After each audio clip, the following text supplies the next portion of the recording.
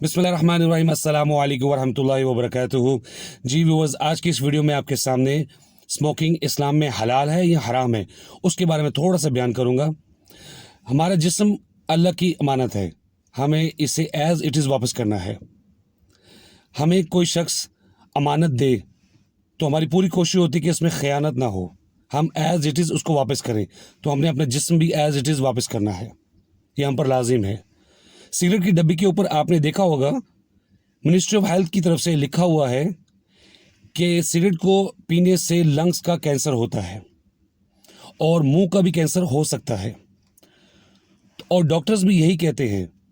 तो इस बात की ऑलमोस्ट कंफर्मेशन है, हमने देखा भी है कि अक्सर जो लोग सिगरेट पीते हैं उनको लंग्स का कैंसर भी होता है, मुंह का कैंसर भी होता है। तो डेफिनेटली ये चीज़ मुज़िर है हमारी सेहत के लिए। हमें इस चीज़ से परहेज़ करना है, और इस्लाम में सिगरेट पीना हराम है, हराम है, हराम है।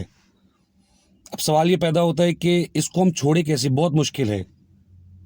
इसका एक ही हल जो मुझे समझ आता है, अल्लाह से दुआ करें, अल्लाह से मांगे, मदद मांगे। इंशाअल्लाह अल्लाह ने चाहा, आप नियत करके इंशाअल्लाह दुआ मांगे तो ये आपसे छूट जाएगी।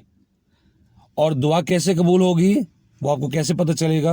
आपको सिगरेट से नफ़रत नहीं होगी, आपको सिगरेट के धुएं से नफ़रत होनी शुरू हो जाएगी। ये इसकी पहचान है, आपका दिल नहीं करेगा। दुआ करता हूँ कि अल्लाह ताला आप सबको हिदायत दे, इस लानत से दूर करे। आज की इस वीडियो में बस इतना ही। इंशाल्लाह नेक्स्ट वीडियो मिलूँगा नेक्स्ट रिमाइंडर के साथ। तब तक के लिए मुझे इजाज़त दीजिए। अस्सलामु अलैकुम वरहमतुल्लाहि वबरकातुहू। सुब्हान रब्बिका रब्बिल इज़्ज़ति अम्मा यसिफून व सलामुन अलल मुरसलीन वल्हम्दुलिल्लाहि रब्बिल आलमीन।